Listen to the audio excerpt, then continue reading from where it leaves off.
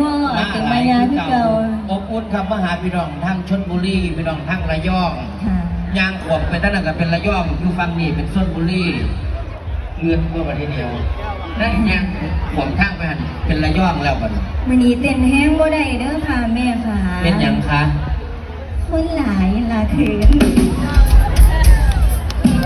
มอเมนนั่นเป็นน้ำชูจ้าเต้นแห้งบ่ได้แต่ว่าเขาก็เห็นก็เป็นอาหักอีนี่เนี่ยเนาะคนมองหันมองนี่คือไก่หน่อยตัวละ5 บาทสุดหลาบางงามถึงมันคือไก่หน่อยอยู่บ่แม่เอามาเลี้ยงในเครื่องมือสีออกหมดไก่หน่อยเนี่ยนี่เป็นตาเอาไปเลี้ยงบ่จ้าเป็นตาเลี้ยงพ่อพี่น้องแม่ก็มีจีนีแล้วจังซี่พี่น้องคือเบิ้งลูกสาวข่อยเบิ้งคักเบิ้งแน่แต่เบิ้งแบบตะลึงเลยไหมแต่ว่าเราง่ามดีละมือนี่ขอบคุณค่ะ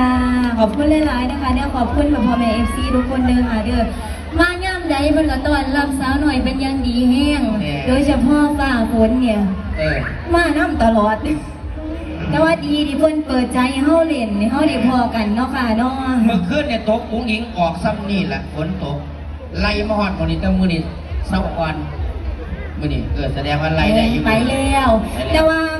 ผู้ลังคนนี่บ่ขึ้นห่างจักเทื่อเด้อค่ะโอ้ผู้ลังคนได้ของเล่นใหม่ตัวจังเป็นเพิ่นม่วนอีหยังนี่เด้เพิ่นได้เล่นนี่อันคนฟูอยู่นี่บังไฟเด้อค่ะเด้อเหมือนไปถามพี่พ่อเพิ่นเหมือนไปพ่อเบิดแล้วบ่พ่อ